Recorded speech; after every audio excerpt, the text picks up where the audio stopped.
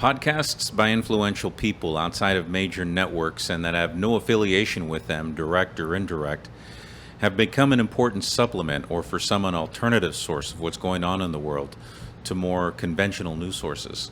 That's because these influential podcasters don't have to report to executives in a major corporation whose interests may be questionable and that have broad control over their own reporters. I'm discreet, but unforgiving.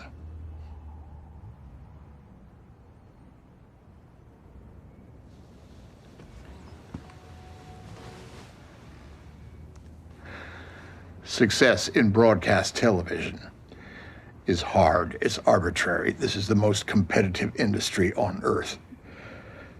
You understand what I'm saying? Mm-hmm. We could work together. I could pluck you out and move you all the way to the front of the line. But I want something in return. You know what that is, Kayla?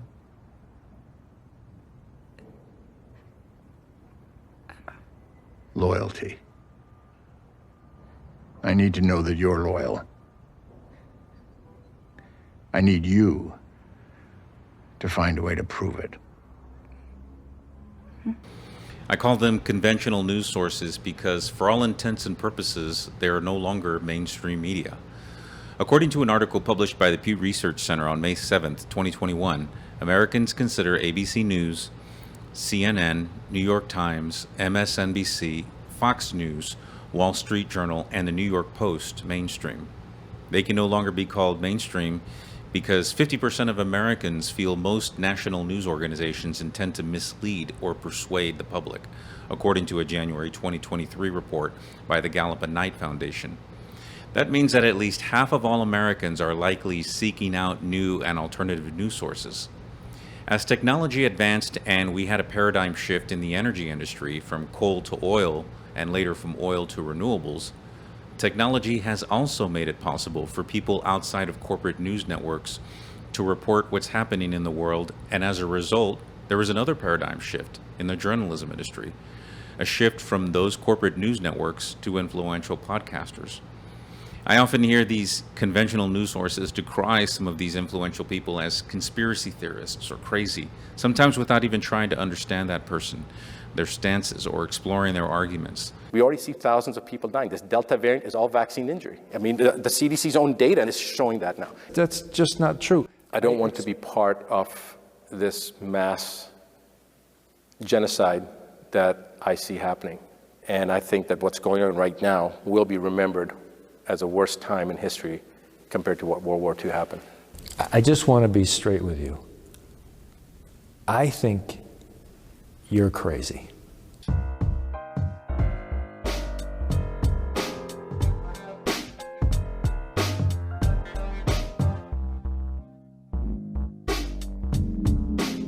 And Reagan said to them, well, why don't you make the vaccine safe? And they said, because vaccines are unavoidably unsafe.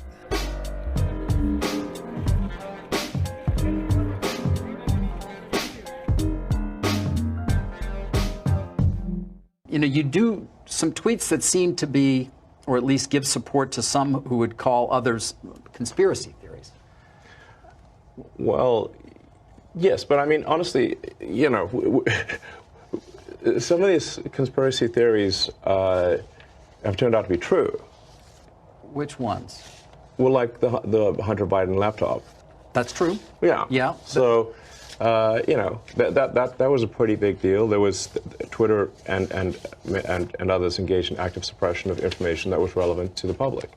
That's a terrible thing that happened. That's election interference. Instead, it appears their solution is to entertain people by appealing to our extreme emotions with almost sensational Jerry Springer-like journalism.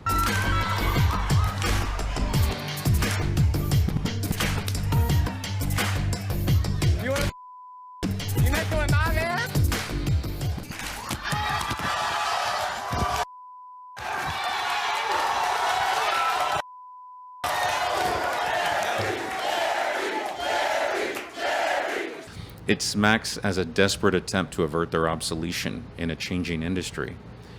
Podcast reporting by influential people outside of major networks can be more broad, more down to earth, more engaging, and are sometimes more factual, depending on the type of influential podcaster you're listening to.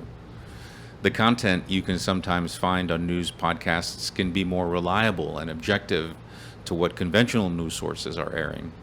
Other times you can find podcasters that are more opinionated and appeal to your sense of values, beliefs, positions, sense of humor, etc. At the end of the day, I think we all try and find the most informative, objective, and accurate news source possible.